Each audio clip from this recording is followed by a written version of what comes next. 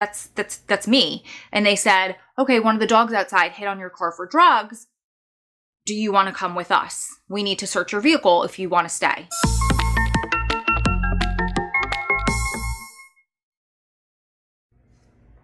Hi everybody, this is Ro. Welcome back to my channel. I have a story that comes from one of my subscribers today.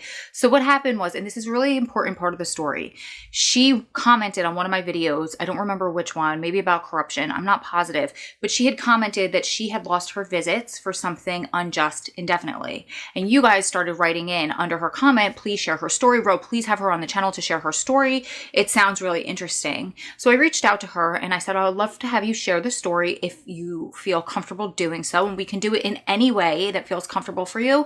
If you want to remain anonymous, I totally understand. We can figure out how to do it. And she immediately emailed me back and she said, Ro, I would love to share my story. It needs to be told, but it needs to be anonymous. I can't be on the video because I work for the government, which is a very integral, I don't know how to say it. I need to stop trying to use vocabulary words like Adam uses because I'm not Adam. Anyway, it's a very integral, it's a very important part of the story. Just keep that in mind that she has a government position. So it was July 29th, 2018. And she and her family were in visit, having a great time. Everything was normal that day. The way that they got in, the way they were processed, everything.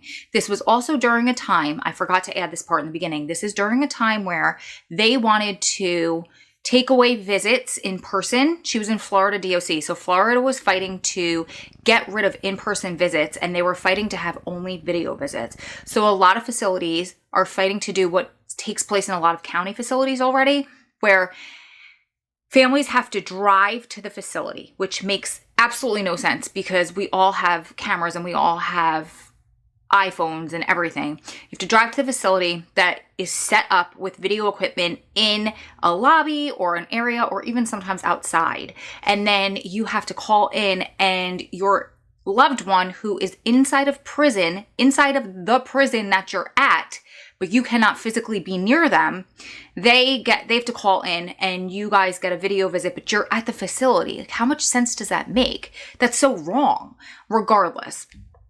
That's what Florida DOC is trying to do because their argument is that too many drugs are being taken into prison by visitors. Please. We know where the majority of drugs are coming in from and they are certainly not the visit room, but that is a story for a different time.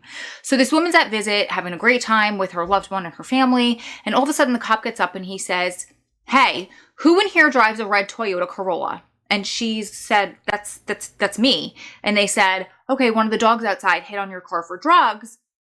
Do you want to come with us? We need to search your vehicle if you want to stay. And she said, yeah, you could search my vehicle. I've got nothing in there. So they proceed to go outside. And she said that there were tons of cops that she had never seen before searching vehicles. And they had a dog. And evidently this dog hit on her car. Don't make fun of the way I say dog, or do. I don't know. I'm from Long Island originally. So they asked her one more time, do we have your permission to search your vehicle? And she said, yeah. I don't have anything in there. She said, yeah, I don't have anything. So she proceeded to open all of the doors of her car and her trunk. One of the officers bent down by the passenger door and she said he pulled out a speck, literally a speck of weed that was allegedly under the passenger seat of her car. Now, mind you, I just told you that she works for the government, meaning that she is drug tested randomly on the regular. Why would she risk all that by smoking weed? Not saying that people don't, but just think about the events of this story and how they're unfolding. If she had something in the car, or if she was guilty, would she have said, sure, search my car? So the officers did not proceed to search anywhere else in the car. They didn't look at the trunk. They didn't look at the driver's side. They didn't look in the back seats. They said, we need to test this. And they tested it with their little scanner, whatever they use. And they said it tested positive for marijuana and that they had called the local police department and the local police department refused to come. Huh? She said, and then all of a sudden, 186 families lost their visits because of this speck of marijuana that was supposedly in her car. COs were planting drugs in cars and setting people up. So, I mean, here's the bottom line of this story. The COs were planting drugs in cars.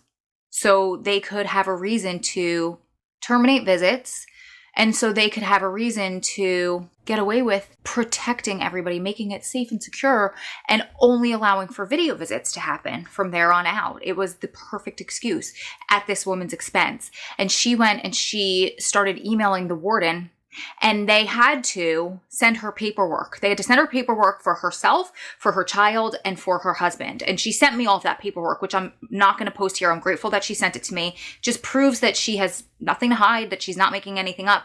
But I am not going to post it in this video because I do not want to invade her privacy. She was gracious enough to send me her story and all of the details and even the paperwork, but I don't need to put that out there. We need to keep her protected and safe. It's been a year. Throughout this year, they've told her, first of all, the CO that was planting the drugs, the CO's name was redacted from all of the paperwork. So they just keep telling her the response that she's been getting for a year every time she follows up is, oh, it's still an ongoing investigation and we can't give you the name of that officer because it's still an open investigation. Huh? So I'm just reading some of the emails that she sent to me, her communications with the prison. And one of them said the attorney for this group that runs the facility where her loved one is requests reports that the Florida DOC Inspector General, OIG, work papers and reports are confidential under Florida Statute 2055 until completion of the investigation. GEO did not have the information indicating that the investigation was closed, so they made a decision to redact the investigator's name. So now the investigator's name is redacted, and also the CO that's been accused of planting drugs in people's cars name has been redacted too. This is a cluster beep.